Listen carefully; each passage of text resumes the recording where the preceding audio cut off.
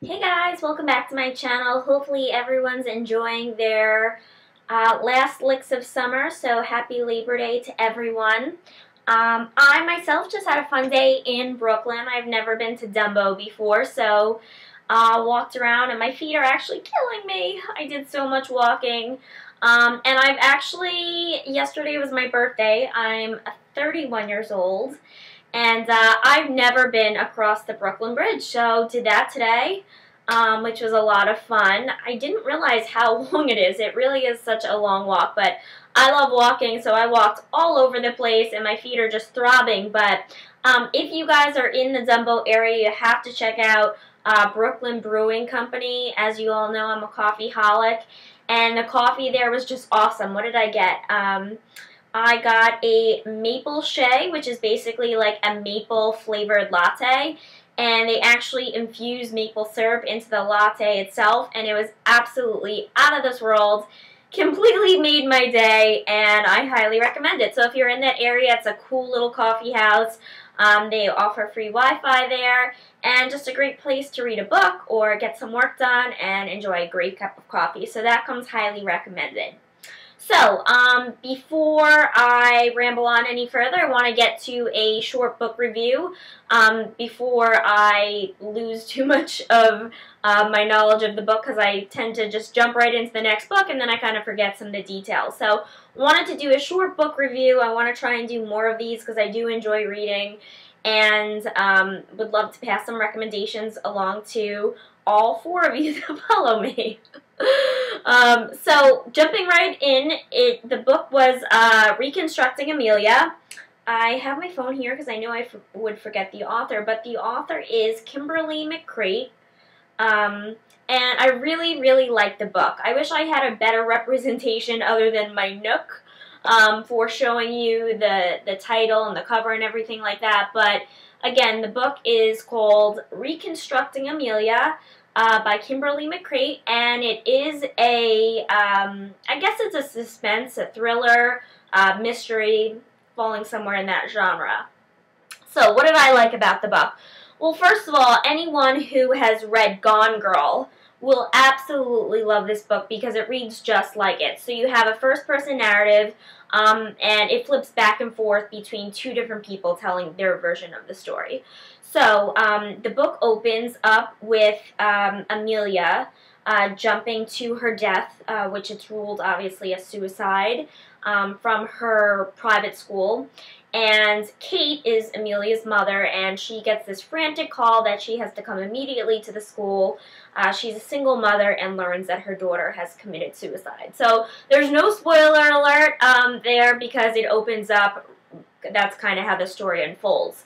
So the first 20 pages or so, I kind of didn't know where they were going. I'm like, is this a book about grief? Where are they going with the story? If I already know that she jumped and she died, really, where could they go with this kind of plot? And I found myself, like, really getting involved after the first 20 pages. So I promise you, if you don't love it right away, give it just a little bit more time because I could not put it down. I think it's like a 360-page book or something like that, and I read it within the week. So really, really good stuff. At least I enjoyed it. So again, it reads like Gone Girl, and you have Amelia's side of the story, and then you have Kate, her mom's side of the story. Now, obviously, how does Amelia tell the story if she's dead or deceased? They actually go back, and so you learn about the suicide, and then they go back, and you sort of find out the unfolding of how she ended up in that place. And Kate gets an anonymous text message, which you have to kind of suspend your disbelief because in this day and age, there are no anonymous text messages. You can trace virtually everything.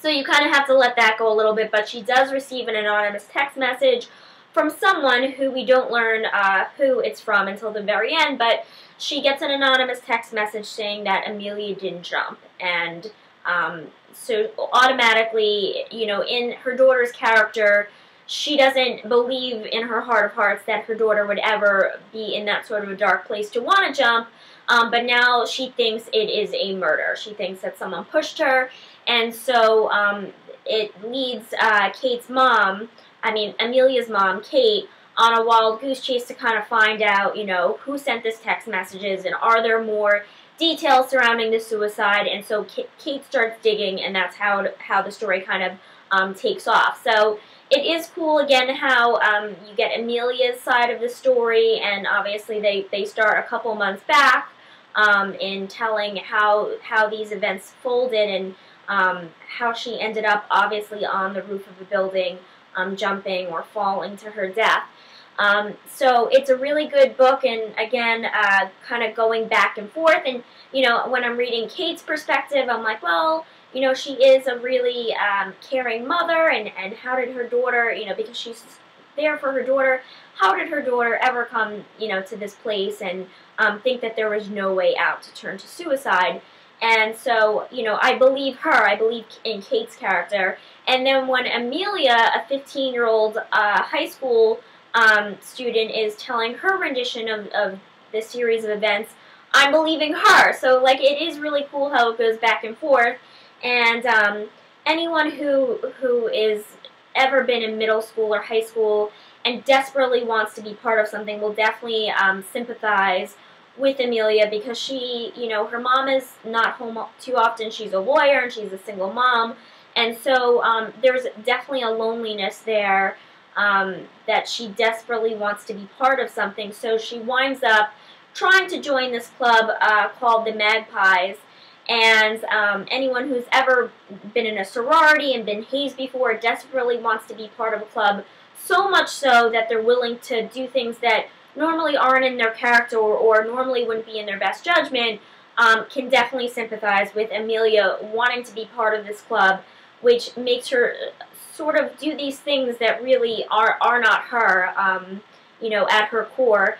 And she starts, you know, doing these things, and there's another, I don't want to give too much away, but something else unfolds that I don't even think she expected herself, or knew what she was going through.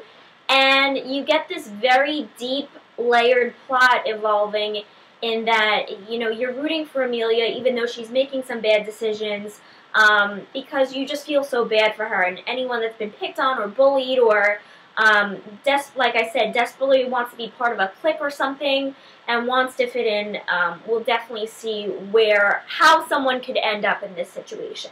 So that is all I'm going to give away. It's a really great book. I really liked it a lot. And if you have any questions, obviously, after, or you want to discuss something, I would love to start a book group. So if anyone has any questions or has read the book themselves and wants to get into a little dialogue about it, I'd love to do that. But I definitely pass it along. I would give it 4 out of 5 stars, maybe even 4.5 out of 5 stars, only because I did not love the end. And I won't reveal what happens, or, you know, after learning both sides and then getting, at the end of the novel, getting to the real truth of the matter, I was a little disappointed in how it ended. It made sense, and I wasn't like, oh, that would have never happened. I never saw that coming. It was logical. I just wish that something different would have happened. So anyway, leave you with that. Thanks again for stopping into my channel. Hope you guys all enjoyed, and see you real soon. Bye.